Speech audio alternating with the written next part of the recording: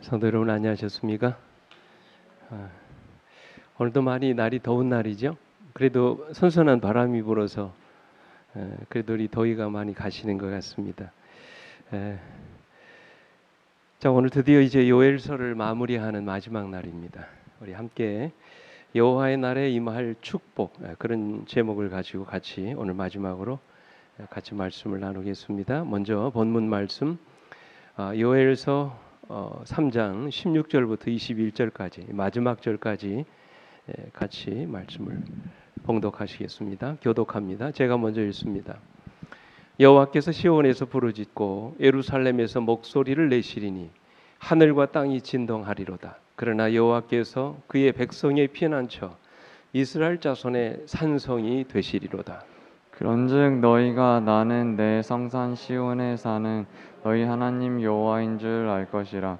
예루살렘이 거룩하리니 다시는 이방 사람이 그 가운데로 통행하지 못하리로다. 그날에 산들이 단 포도주를 떨어뜨릴 것이며 작은 산들이 젖을 흘릴 것이며 유다 모든 시내가 물을 흘릴 것이며 여호와의 성전에서 샘이 흘러나와서 시딘 골짜기에 대리라. 그러나 애굽은 황무지가 되겠고 에돔은 황무한 들이 되리니 이는 그들이 유다 자손에게 포악을 행하여 무죄한 피를 그 땅에서 흘렸음이니라. 19절입니다. 유다는 영원히 있겠고 예루살렘은 대대로 있으리라. 내가 전에는 그들의 피 흘림 당한 것을 갚아주지 아니하였거니와 이제는 갚아주리니 이는 여호와께서 시온에 거하심이니라. 아멘. 아멘. 자, 지금까지 우리가 요엘서를 공부했죠. 좀 어려운 부분도 없지 않아 있었습니다만, 여러분 요엘서의 주제가 뭐였습니까? 요엘서의 주제가 핵심 주제가 뭐였습니까? 여호와의 날이었죠. 여호와의 날. 기억나십니까? 이 여호와의 날을 우리가 어떻게 준비할 것인가? 우리가 이 주제를 가지고 한 7시간 동안 계속해서 말씀을 연구했습니다. 그동안 배운 거 다 기억나시는지 모르겠어요. 참 중요한 내용인데 이제 곧 임하게 될 여호와의 날, 그 날을 우리가 어떻게 준비하며 그 날을 맞이하게 될 것인가? 다 기억나십니까? 잠깐 좀 점검을 해볼까요? 복습을 잠깐 할까요? 마무리하기 전에 첫째 날 우리가 요엘서 1장 1절부터 12절까지의 말씀을 통해서 뭐를 주제로 공부했습니까? 오늘날 이 시대에 일어나는 재앙이 우리에게 주는 메시지가 뭔가 기억나시죠? 그 재앙이 주는 메시지가 뭐였습니까? 재앙을 통해서 하나님의 뭐에? 경고의 귀를 기울이라는 것이죠. 두 번째는 뭐였습니까? 재앙을 통해서 영적인 잠에서 깨어나라는 것입니다. 세 번째가 뭐예요? 주변에서 일어나고 있는 이런 재앙들을 보면서 우리가 울어야 된다고 말씀을 하셨어요. 그죠? 혹시라도 우리의 죄악이 이 땅에 죄악을 불러온 것은 아닌지 우리는 우리 자신들을 돌아보며 울어야 한다고 그렇게 말씀을 드렸습니다. 그리고 두 번째 날 이런 재난이 주는 의미가 과연 뭔지, 왜 하나님께서 이런 재난이 이 땅에 일어나도록 허락하시는 걸까? 첫 번째 이유가 뭡니까? 우리의 뭐를요? 회개를 촉구하는 것이었어요. 두 번째는 뭡니까? 여호와의 날이 가까웠음을 우리에게 알려주는 것입니다. 그렇죠? 그리고 마지막 세 번째가 뭡니까? 우리로 하여금 여호와의 날을 사모하게 하는 것이라 그랬습니다. 그리고 이제 세 번째 날, 그렇다면 여호와의 날을 위한 준비는 과연 무엇인가? 주님의 날이 임박했다면, 이제 곧 오실 주님의 재림의 날이 우리 앞에 박두에 있다면 우리가 그 날을 어떻게 준비해야 될 건가? 우리가 세 가지를 살펴봤지요. 시온에서 뭐를 보려고요? 나팔을 불. 재림이 임박한 이 사실을 우리가 세상에 뭐 해야 된다는 것입니까? 경고해야 된다는 거죠. 우리 자신만 알고 있는 것이 아니라 이 사실을 알지 못하는 주변 사람들에게, 아직도 이 사실을 믿지 못한 많은 불신자들에게 전해야 된다고 말씀을 하셨어요. 그리고 두 번째가 뭡니까? 우리로 하여금 여호와께로 돌아가야 한다고 말씀을 하셨어요. 그리고 우리는 이런 때일수록 더 자주 나와서 어디에? 성전에서 모여야 된다고 말씀을 하셨습니다. 그리고 네 번째 날 회개한 자에게 이르러 오는 축복에 대해서 우리가 배웠는데, 우리가 회개하면 하나님이 어떤 복을 주신다고요? 우리를 불쌍히 여기신다고 그랬어요. 그리고 우리에게 완전한 회복을 약속해 주셨다고 말씀하셨어요. 그리고 회개한 자와 주님은 어떻게 하신다고요? 함께 하시겠다고 통행을 약속하셨습니다. 자, 그리고 이제 다섯 번째 날 우리는 회개한 자에게 이르러 오는 또 다른 축복, 마지막이었죠. 그 축복이 뭐였습니까? 성령이었죠. 우리가 성령을 받을 때 어떤 능력이 나타난다고 말씀하셨습니까? 첫째로 오늘 우리에게서 인간의 힘이 아닌 초자연적인 능력이 나타나게 된다고 말씀을 하셨어요.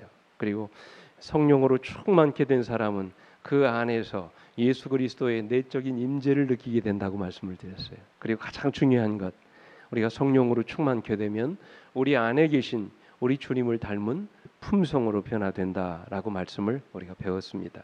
그리고 바로 지난주에 여호와의 날에 임할 심판에 대해서 우리가 공부했죠.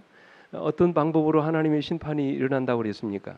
첫째로 세상의 악인들을 심판하심으로 당신의 백성 의인을 구원하시겠다고 말씀하셨어요.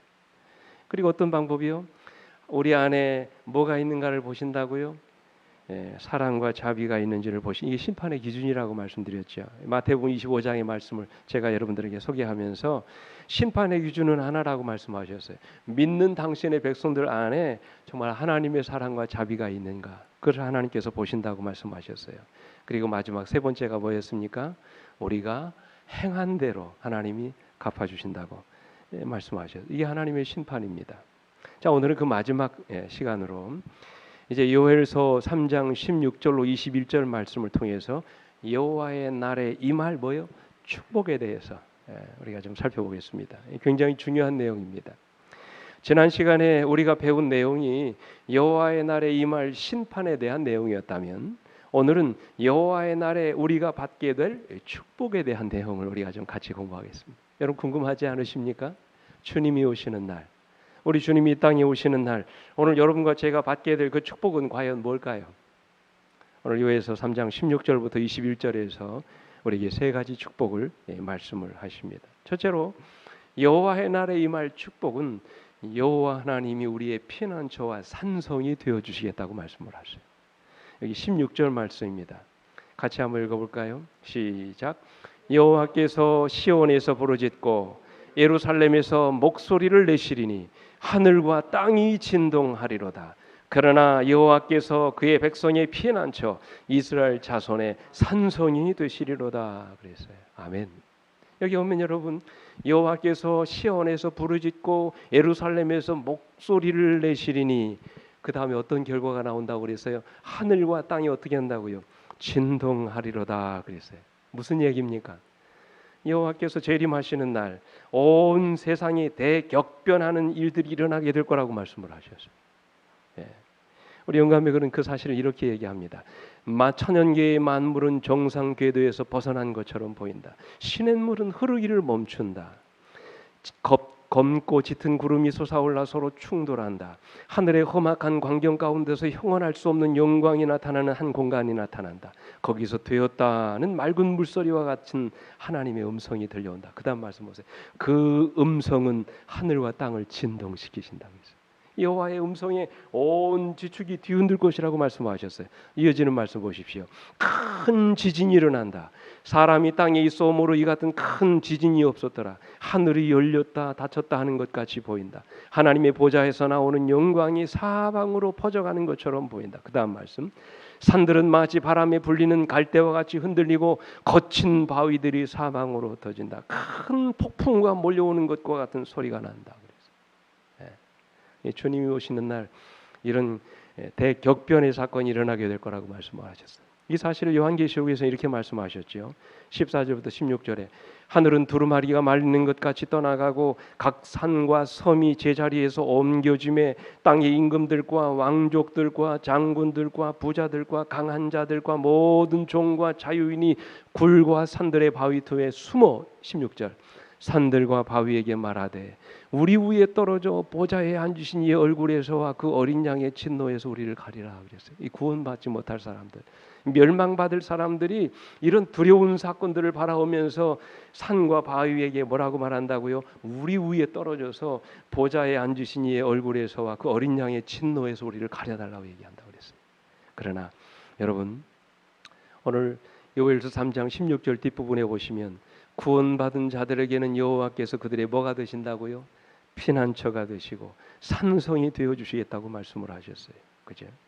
우리의 영원한 숨을 거쳐가 되신다는 그런 말씀입니다. 그래서 성경은 여호와의 날이 가까이 이르게 될 때 이 땅에 수많은 혼란과 무서운 일들이 일어나게 될 것이라고 말씀하셨어요. 곳곳에서 난리와 난리의 소문이 이어지게 될 것이라고 말씀하십니다. 수없이 일어나는 재앙으로 인하여 이 땅의 모든 사람들이 두려움에 떨게 될 거라고 말씀을 하셨어요. 그래서 여러분 누가복음 21장 25절로 26절에 보면 1월 성신, 여러분 1월 성신이 뭔지 아시죠? 징조가 있겠고 땅에서는 민족들이 바다와 파도의 성난 소리로 인하여 혼란한 중에 곤고하리니 26절 사람들이 세상에 임할 일을 생각하고 무서워함으로 기절하리니 그 이유는 하늘에 뭐가 흔들린다고요? 권능들이 흔들리려다 그랬어요. 여러분 이 날벼락에 이 마른 하늘에 날벼락만 쳐도 어떻습니까? 막 두렵지 않아요? 그렇지 않습니까? 비 오는 날 흑암이 다 이렇게 깔린 이 땅에 갑자기 번개가 치고 막 벼락이 치고 지툭을 뒤흔드는 그런 소리가 나도 우리가 두렵지 않습니까? 근데 이 주님이 오시는 날 엄청난 이 대격변의 사건이 일어나게 될 거라고 말씀하셨어요. 그때 악인들은 그러한 일들을 바라보면서 무서워 기절하게 될 것이지만 하나님의 백성들은 여호와께서 그들의 피난처와 산성이 되어 주심으로 인하여 안전하게 될 것이라고 말씀하셨어요. 마치 애굽에 내려진 열 재앙에도 이스라엘 백성들은 머리털 하나 상하지 않았던 것처럼 하나님께서 그들을 보호하심으로 안전하게 될 것이라고 주님은 말씀을 하셨어요. 여러분 성경감에 그래 보십시오. 그들을 위하여 모든 것을 희생한 사람들은 이제 안전하게 되어 여호와의 은밀한 장막에 숨은 것과 같다. 그들의 얼굴은 이제 경의와 믿음과 사랑으로 빛난다. 그들은 승리의 노래를 부른다 그랬어요. 뿐만 아니라 하나님은 마지막 환난의 때에도 우리의 안전한 피난처가 되어 주시겠다고 말씀하셨어요. 여러분 영감에 그래 보십시오. 가래뽑은 기별 2권에 있는 말씀. 하나님의 심판은 이 땅에 널리 퍼져 있다. 재난들은 급속히 뒤를 이어 발생하고 있다. 불언간 하나님께서는 이 땅을 무섭게 흔드시고 악을 행한 이 땅의 거민들을 징벌하시기 위하여 당신의 처소에서 일어나 나오실 것이다. 그때 보세요. 주님께서는 당신의 백성을 위하여 어떻게 하실 것이고 일어서실 것이며 보호하시는 당신의 손길을 저들에게 내미실 것이다. 주님께서는 당신의 영원하신 팔로 저들을 둘러 모든 해를 막아주실 것이다. 그랬어요. 감사하지 않습니까? 그죠? 환난의 날에 여호와의 날에 수많은 악인들이 두려움에 떨고 있는 그때 우리는 주님의 안전한 보호하심 속에서 감사와 찬양의 노래를 부르게 될 거라고 말씀하셨어요. 주님은 분명히 말씀하셨어요. 누가복음 21장 17절로 18절에 보시면 또 너희가 내 이름으로 말미암아 모든 사람에게 미움을 받을 것이나 18절 너희 머리털 하나도 상하지 아니하리라 그랬어요. 여러분 이 말씀 믿으십니까? 감사합니까? 그죠? 수많은 환난의 날에도 세상이 움직이고 온 세상이 대격변하는 위기의 때에도 하나님께서 당신의 백성을 보호하시고 지키시겠다고 약속을 하십니다. 영감에 그래 보십시오.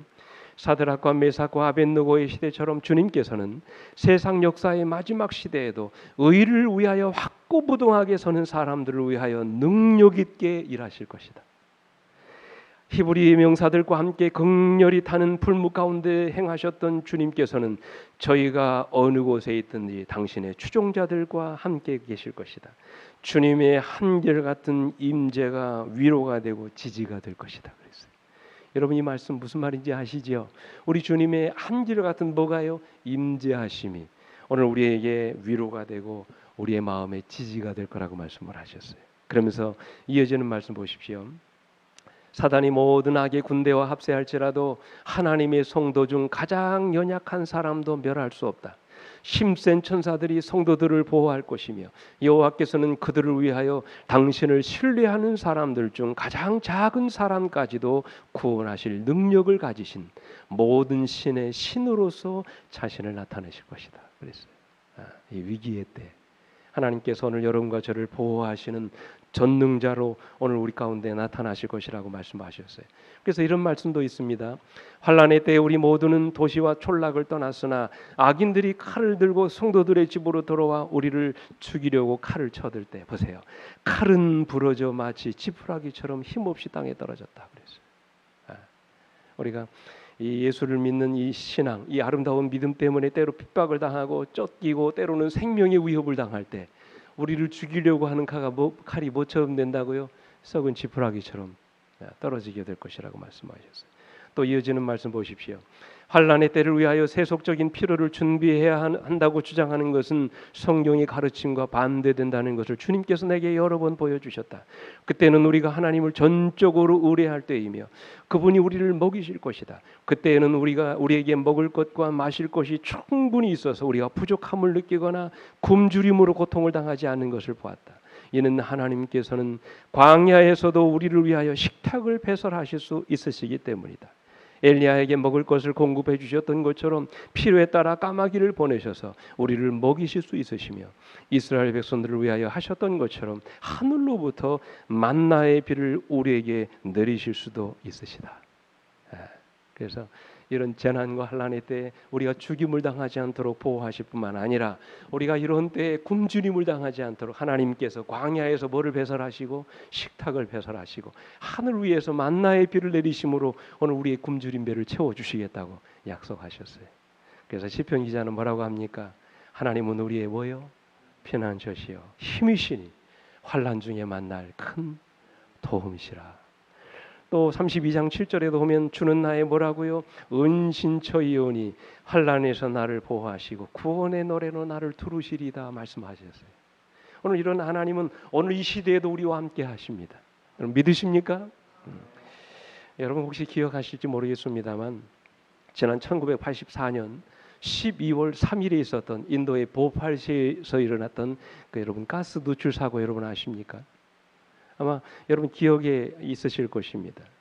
인도의 보팔시 한 공장에서 가스가 누출됐습니다. 이 가스는 농약을 만드는 메틸이소시안이라고 하는 유독가스가 2시간 동안 방출됐어요. 무려 36톤씩이나 공중에 노출된 것입니다. 미국의 다국적 기업이었던 유니온 카바이드라고 하는 이 공장이 그 인도에 있었는데 그만 이 공장 일꾼의 부주의로 인해서 이 엄청난 이 농약의 제조 원료인 메틸 이소시안이라고 하는 유독가스가 이제 공기 중에 노출된 것입니다.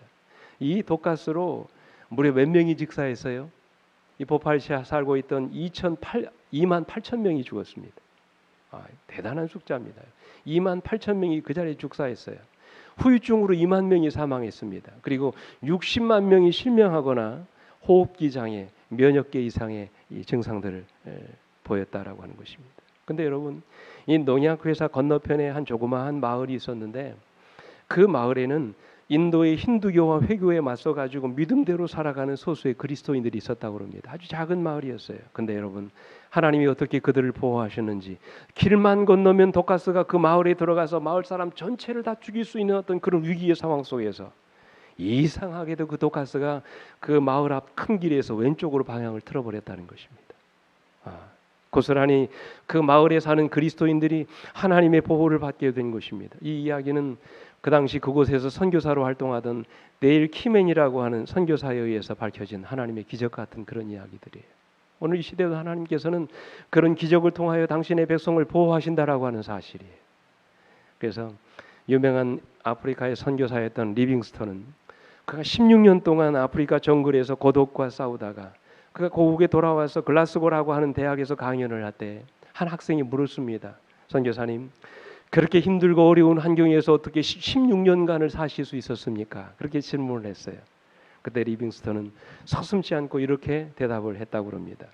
주님의 두 마디 약속이 나로 하여금 신음이나 불평 대신 찬송을 부르며 주님의 사역을 감당하게 했습니다. 첫 번째 약속은 내가 너희를 고아와 같이 버려두지 않겠다는 말씀이었고, 두 번째 약속은 세상 끝날까지 항상 너희와 함께 있으리라는 말씀이었습니다.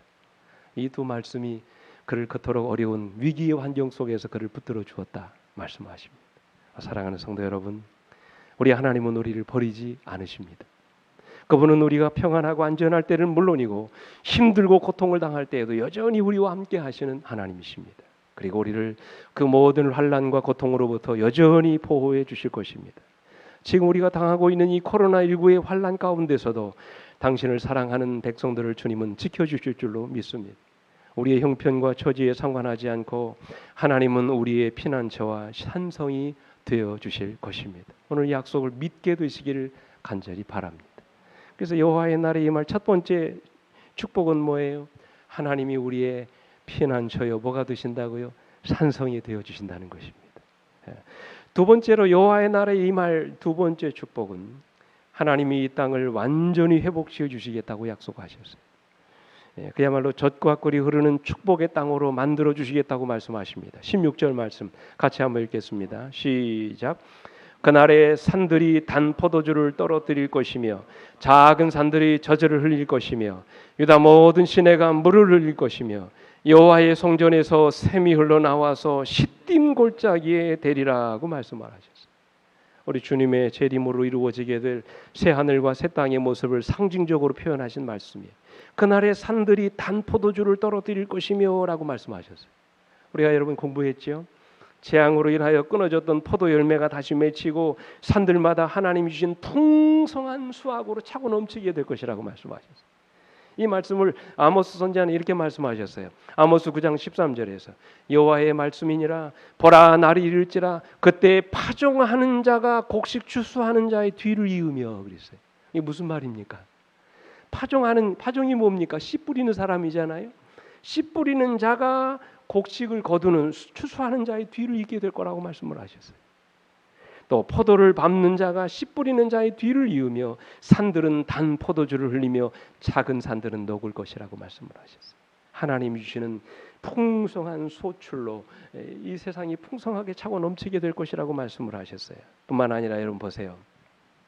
요엘서 3장 18절 뒷부분에 보시면 유다 모든 시내가 물을 흘릴 것이며 여호와의 성전에서 샘이 흘러나와서 시딤 골짜기에 되리라 그 말씀을 하셨어요. 이게 무슨 말입니까? 여러분 여기서 물과 샘에 대해서 말씀하고 있죠. 물은 성경에서 생명의 근원을 말합니다. 생명의 근원인 물이 하나님의 성전에서 나와서 모든 만물을 소성케 할 것이라고 말씀이에요. 여기 보면 시딤 골짜기가 나오죠. 시딤이 뭡니까 여러분? 시딤 한 나무를 이야기하는 거죠. 아카시아 나무를 뜻합니다. 아카시아 골짜기라는 그런 뜻이에요. 아카시아가 나오는 이 땅이 어떤 땅입니까? 여러분 아카시아 나무가 나오는 땅이 주로 어떤 땅이에요? 메마른 땅이죠. 아주 건조한 땅입니다. 그런 각박한 땅에 뭐가 될 것이라고요? 여호와의 성전에서 샘이 흘러나와서 그 땅에까지 골짜기에까지 물이 되어지게 될 거라고 말씀을 하셨어요.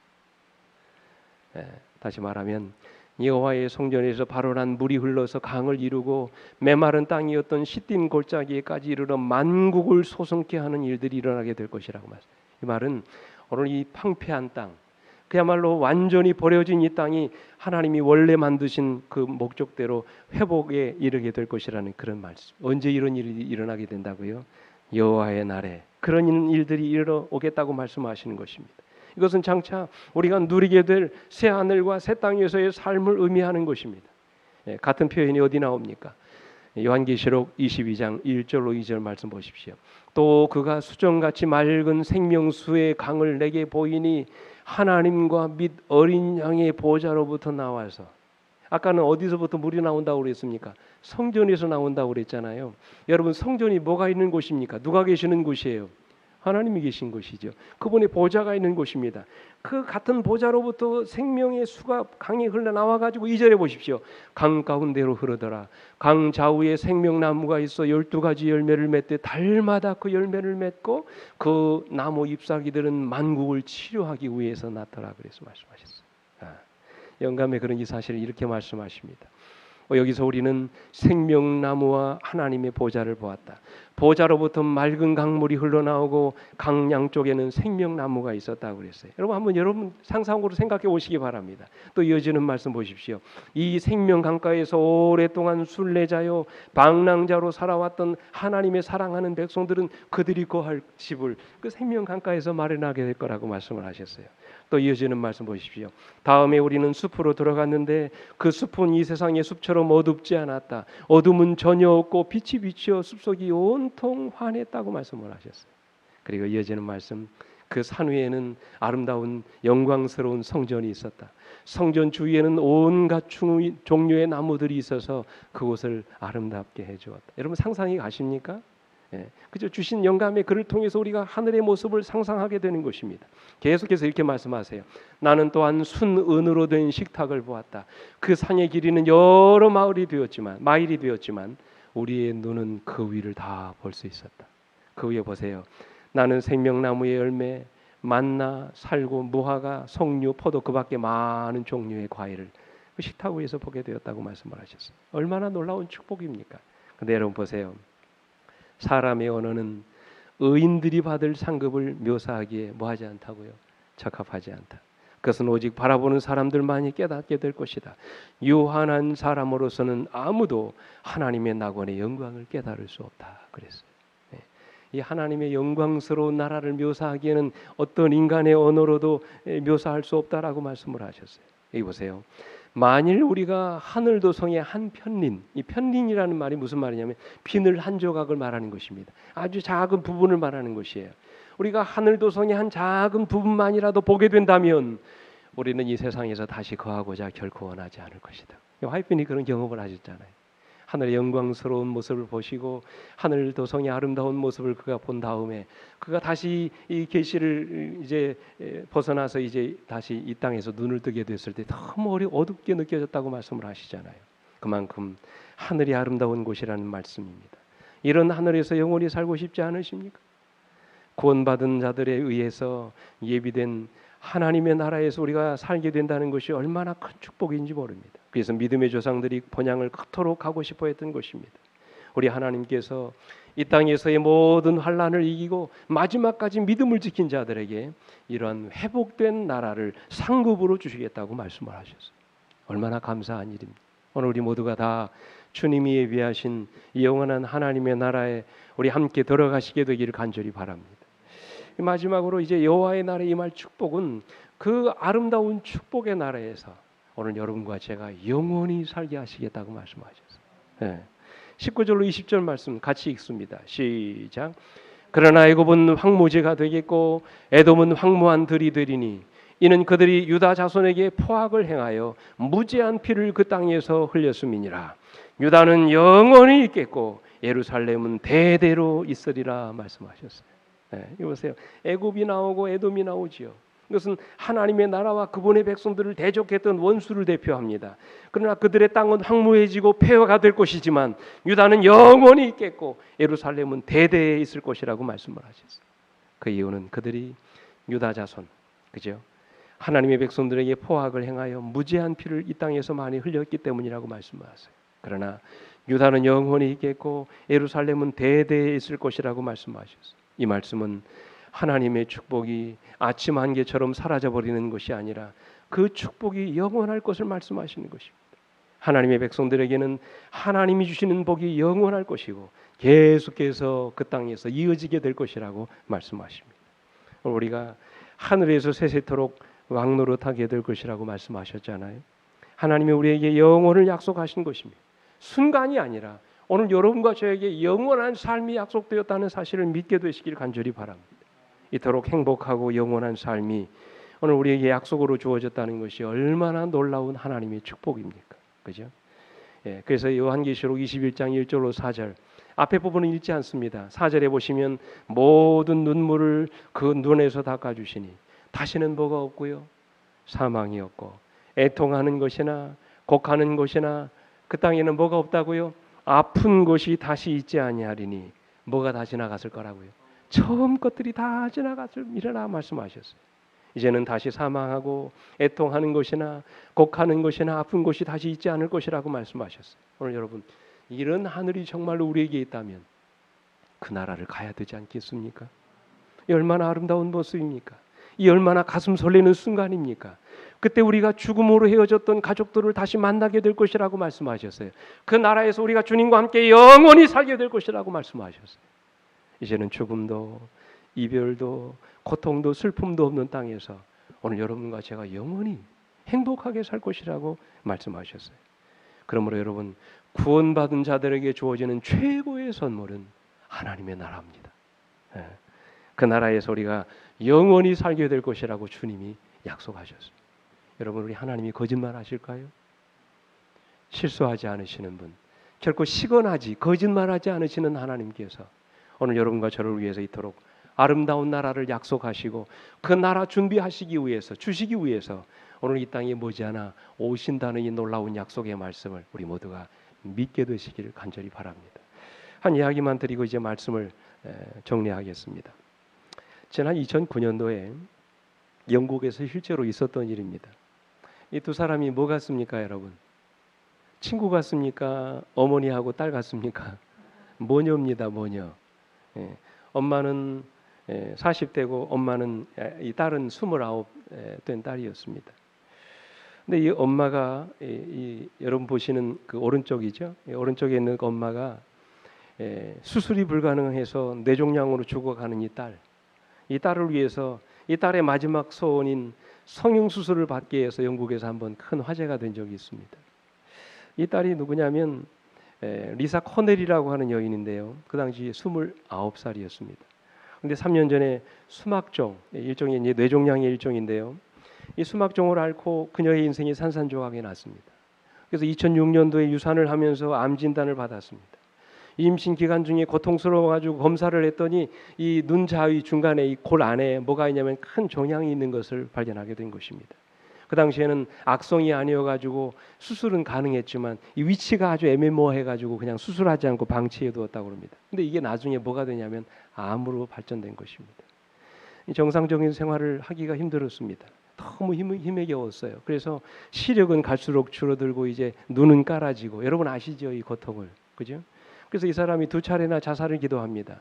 째깍거리는 시한폭탄을 끼고 사는 것 같았다. 어느 의사도 내가 얼마나 더 살 수 있을 것인지 알려주지 못해 수면제 과다복용을 해가지고 자살을 기도하기도 했다. 죽고 싶었다는 것입니다.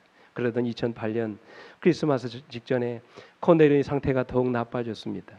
뇌 감염증으로 입원한 그녀는 부풀어 오른 종양이 그나마 살 수 있는 시간이 얼마 남지 않았다는 사실을 알게 됐어요. 마음이 조급해진 것입니다. 그래서 코넬은 평생 소원이었던 죽기 전에 성형수술을 한번 해보고 싶다. 그렇게 어머니에게 얘기한 것입니다. 그녀는 이런 말을 했어요. 불치병을 가진 사람에게는 통상적인 꿈이 아니라는 것을 알아요. 하지만 나는 아름다운 모습으로 죽기를 원해요. 그래서 이 딸아이의 소원을 엄마가 들어주는 거예요. 그래서 무려 4만 파운드, 영국 돈으로 4만 파운드면 우리나라 돈으로 약 한 8,600만 원 정도 됩니다. 머리끝부터 발끝까지 성형수술을 시켜서 처진 가슴을 틀어주고요. 그 다음에 뭐 쌍꺼풀 수술을 비롯해서 얼굴 성형은 물론이고 머리끝부터 발끝까지 다 수술을 했다는 것입니다. 그 돈이 얼마였어요? 8,600만 원. 근데 엄마도 반대했습니다. 근데 받아들이기 정말 힘들었지만 사랑하는 딸이 원하는 것이니 얼마가 들든지 간에 그 아이의 인생에 기쁨을 주고 싶었다.